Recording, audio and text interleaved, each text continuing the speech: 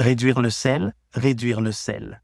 C'est l'un des conseils les plus donnés chaque fois que quelqu'un a été diagnostiqué avec de l'hypertension artérielle.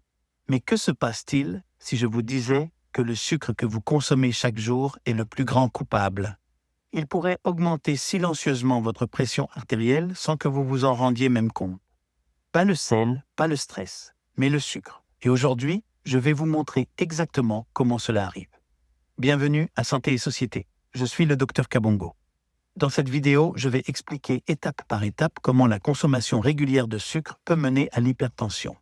Comment quelque chose d'aussi simple et commun que le sucre, quelque chose que vous consommez chaque jour, la principale source de notre énergie, finit par endommager vos vaisseaux sanguins, causant des événements dramatiques comme l'AVC et la crise cardiaque. Pour commencer, laissez-moi vous ramener à mon époque de formation médicale. Il y a environ 30 ans, quand j'étais encore à l'école de médecine, l'hypertension artérielle était classifiée. Et elle l'est encore dans certains manuels, comme 90-95% étant essentiels, ce qui signifie que la cause n'est pas vraiment connue. Les 5 à 10% restants étaient classés comme hypertension secondaire, ce qui signifie que la cause est connue. Les causes connues courantes de l'hypertension secondaire incluent les maladies rénales telles que la maladie rénale chronique, ou le rétrécissement de l'artère rénale, les troubles hormonaux comme le syndrome de Cushing, ainsi que les tumeurs de la glande surrénale. D'autres facteurs incluent les dysfonctionnements thyroïdiens, l'apnée obstructive du sommeil et certaines conditions congénitales comme la coarctation de l'aorte. En outre, certains médicaments, oui vous avez bien entendu, les médicaments que vous prenez pour traiter d'autres conditions peuvent être la cause de votre pression artérielle élevée. Des médicaments prescrits tels que les contraceptifs oraux, les anti-inflammatoires non stéroïdiens comme l'ibuprofène et les corticostéroïdes font partie des coupables courants. Dans mes 2 décennies de pratique de la médecine familiale, de plus en plus de preuves ont émergé pointant le sucre comme étant le plus grand contributeur à ce qui était auparavant appelé l'hypertension essentielle. Ce n'est pas simplement une coïncidence. Les recherches ont montré que jusqu'à 70% des personnes atteintes de diabète de type 2 ont également de l'hypertension. Le sucre n'affecte pas seulement votre glucose, il augmente silencieusement votre pression artérielle. Le diabète augmente le risque de développer l'hypertension d'environ 1,3 à 1,6 fois. Cette coexistence est si fréquente qu'ils sont souvent appelés des jumeaux cardiométaboliques. Quand nous parlons de sucre, nous devons comprendre qu'il se présente sous différentes formes et apparences. Le sucre alimentaire est consommé sous plusieurs formes dans l'alimentation moderne, souvent sans que les gens s'en rendent compte. Il peut être consommé sous forme de sucre naturel présent dans les fruits et le lait. Mais la principale préoccupation vient des sucres ajoutés dans les aliments transformés. Cela inclut le sucre de table, saccharose, les boissons sucrées comme les sodas et les jus de fruits, les produits de boulangerie, les bonbons, les céréales du petit déjeuner et les yaourts aromatisés. Une source cachée majeure est le sirop de maïs riche en fructose, couramment utilisé dans les boissons gazeuses, les sauces et les collations emballées. Le sucre est aussi présent dans des produits apparemment sains, tels que les barres de granola, les smoothies et les aliments faibles en gras, où il est ajouté pour améliorer le goût, ce qui rend l'apport total beaucoup plus élevé que la plupart des gens ne le réalisent. Suivons maintenant le parcours de votre assiette jusqu'à vos artères. Voici la progression chronologique de la consommation régulière de sucre vers le développement de l'hypertension. Si vous restez jusqu'à la fin de cette présentation, vous comprendrez également l'association de la goutte avec l'hypertension, le diabète, les calculs rénaux et la maladie rénale chronique. Sans plus tarder, plongeons dans le sujet. Pour une meilleure compréhension, nous allons examiner chronologiquement les effets du sucre sur votre pression artérielle en 3 étapes. À court terme, à moyen terme et enfin les effets d'une exposition à long terme. Effets aigus à court terme, de quelques jours à quelques semaines d'ingestion de fructose. Tout commence avec le fructose. Le fructose est souvent appelé sucre de fruits parce qu'il se trouve dans les fruits, le miel et certains légumes. C'est l'un des 3 principaux monosaccharides alimentaires avec le glucose et le galactose. Il est naturellement présent dans les fruits, les pommes, les poires, les mangues, le miel et dans les aliments transformés sous forme de sirop de maïs à haute teneur en fructose, HFCS, ainsi que dans le sucre de table, aussi appelé saccharose, qui est composé de 50% de fructose et 50% de glucose. Comment le corps traite le saccharose? Dans l'intestin, le saccharose est décomposé en glucose et fructose. Le glucose entre dans la circulation sanguine et augmente la glycémie, tandis que le fructose est principalement traité dans le foie et est métabolisé rapidement en consommant de l'énergie cellulaire, ATP. Dans ce processus, la dégradation du fructose provoque une augmentation aiguë de l'acide urique, augmente les niveaux d'acide urique sérique et réduit par conséquent le monoxyde d'azote, NO. Conséquence de la réduction du monoxyde d'azote. Le monoxyde d'azote, NO, est essentiel à la relaxation des vaisseaux sanguins et à une circulation sanguine normale.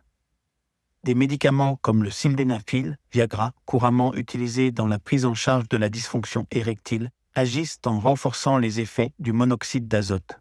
En réalité, à l'origine, le sildenafil n'était pas un médicament sexuel. Il était initialement utilisé à la fin des années 1980 comme traitement potentiel de l'angine de poitrine pour améliorer le flux sanguin vers le cœur. Bien qu'il ait montré un bénéfice limité pour les douleurs thoraciques, les chercheurs ont observé un effet secondaire inattendu, une amélioration de la fonction érectile. Reconnaissant son potentiel clinique, Pfizer a réorienté son développement, menant à son isolement, sa validation clinique et sa commercialisation en 1998 comme traitement révolutionnaire de la dysfonction érectile. Ce mécanisme souligne le rôle essentiel du monoxyde d'azote dans la santé vasculaire et son importance dans des conditions comme l'hypertension. En quelques semaines, ces changements peuvent déclencher une inflammation et réduire la flexibilité des vaisseaux sanguins, provoquant une augmentation de la pression artérielle. Cette élévation de la pression artérielle est généralement silencieuse, mais le manque de relaxation des vaisseaux entraînant une dysfonction érectile est parfois le seul signe qui pousse les patients à consulter. Permettez-moi de vous parler d'un patient de 41 ans que j'ai rencontré. Il a consulté pour des difficultés à avoir des rapports intimes avec sa femme de 35 ans. Notre première consultation était virtuelle et je lui ai demandé de venir en personne. Je ne l'avais pas vu depuis 2 ans. Il présentait clairement un excès de graisse abdominale avec une circonférence de taille de 114 cm pour un IMC de 34. Sa tension artérielle mesurée au cabinet était de 160 sur 100 mm de mercure. En évaluant son alimentation, il m'a confié qu'il mangeait de la malbouffe et buvait des sodas depuis qu'il avait commencé son nouveau travail il y a 2 ans comme chauffeur de camion. Au cours de cette vidéo, je vais vous expliquer comment ce patient a complètement transformé sa vie simplement en modifiant ses habitudes alimentaires. Si vous trouvez cette vidéo informative jusqu'à présent, veuillez vous abonner et activer la cloche de notification afin de ne pas manquer des vidéos similaires à l'avenir. Après la phase aiguë viennent ensuite les changements intermédiaires. Changement métabolique intermédiaire, semaine à mois. Résistance à l'insuline. Une consommation élevée et régulière de sucre force le pancréas à produire davantage d'insuline, ce qui conduit à une résistance à l'insuline, ce qui signifie que vos cellules ne répondent plus à l'insuline, poussant ainsi le pancréas à produire encore plus d'insuline, entraînant une hyperinsulinémie. Hyperinsulinémie chronique.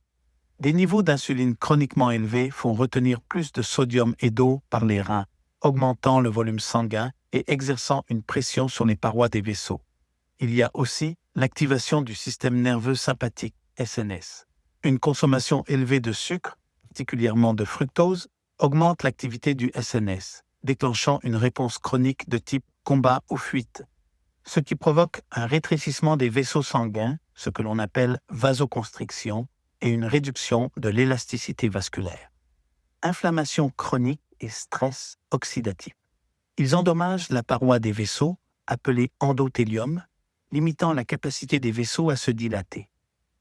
Vous vous souvenez de ce revêtement de type téflon qui protège la paroi interne de vos vaisseaux et produit le monoxyde d'azote, la substance chimique qui maintient vos vaisseaux dilatés. Il est essentiel au bon fonctionnement de vos vaisseaux. Le résultat est une dysfonction endothéliale avec une faible production de monoxyde d'azote et une inflammation de bas grade. 3. Développement à long terme de l'hypertension, de plusieurs mois à plusieurs années. A. Prise de poids et graisse viscérale. L'excès de calories et la résistance à l'insuline entraînent une prise de poids, particulièrement autour de l'abdomen. La graisse viscérale libère des facteurs inflammatoires qui aggravent la pression artérielle. La graisse viscérale n'est pas la couche de graisse sous votre peau, Mais la graisse située entre vos organes internes, celle qui augmente le tour de taille, n'est pas seulement un stockage. Elle agit comme un organe endocrinien en libérant des substances chimiques inflammatoires et des hormones telles que les cytokines pro-inflammatoires et les acides gras libres. Cela endommage davantage la paroi interne des vaisseaux. L'angiotensine 2 est un puissant vasoconstricteur. L'aldostérone provoque la rétention d'eau et de sel. La leptine augmente la fréquence cardiaque et le tonus vasculaire. Le résultat est un rétrécissement des vaisseaux sanguins, une rétention de sel et d'eau et finalement une élévation de la pression artérielle. B. Remodelage structurel des vaisseaux sanguins. La vasoconstriction chronique entraîne des changements structurels où les vaisseaux sanguins deviennent plus rigides et plus étroits de façon permanente, augmentant la résistance vasculaire périphérique. C. Activation du système rénine-angiotensine-aldostérone, SRAA. Une activation excessive, l'augmentation de l'acide urique et le stress métabolique activent le SRAA, entraînant davantage de vasoconstriction et de rétention de liquide. Le système rénine-angiotensine-aldostérone, SRAA, est l'un des principaux mécanismes de votre corps pour contrôler la pression artérielle, le volume sanguin et l'équilibre des fluides. Imaginez-le comme un système d'urgence intelligent qui s'active lorsque votre corps détecte que la pression ou le volume de liquide est trop bas. L'acide urique, surtout provenant d'une consommation élevée de fructose, peut activer le SRAA en altérant le flux sanguin rénal, en réduisant le monoxyde d'azote et en stimulant la libération de rénine. D. Hypertension, pression artérielle chronique élevée. La combinaison de l'augmentation du volume de liquide, de la vasoconstriction constante et de la rigidification des vaisseaux entraîne une hypertension soutenue, diagnostiquée cliniquement. Conseil pratique.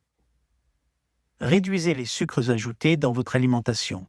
Évitez les boissons sucrées et les aliments transformés. Choisissez plutôt des aliments naturels complets. Buvez plus d'eau au cours de la journée au lieu de boissons sucrées. Restez physiquement actif et surveillez régulièrement votre tension artérielle. De petits changements répétés chaque jour peuvent inverser tout ce processus. C'est exactement ce que Kuldeep a appliqué. En 4 mois, il a perdu 18 livres. Son tour de taille est passé de 114 cm à 103 cm. Sa tension artérielle est descendue à 140 sur 85 mm de mercure, tandis que son sucre sanguin mesuré est passé d'une hémoglobine A1C de 6,4 à 5,8. De plus, il a confié que sa vie conjugale s'est améliorée, ce qui a augmenté sa confiance et réduit son anxiété de performance. Point important. L'hypertension n'est pas seulement une question de sel. Elle est souvent le résultat de plusieurs années de stress métabolique.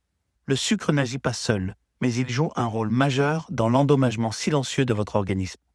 Les mêmes habitudes qui ont créé le problème peuvent aussi devenir la solution.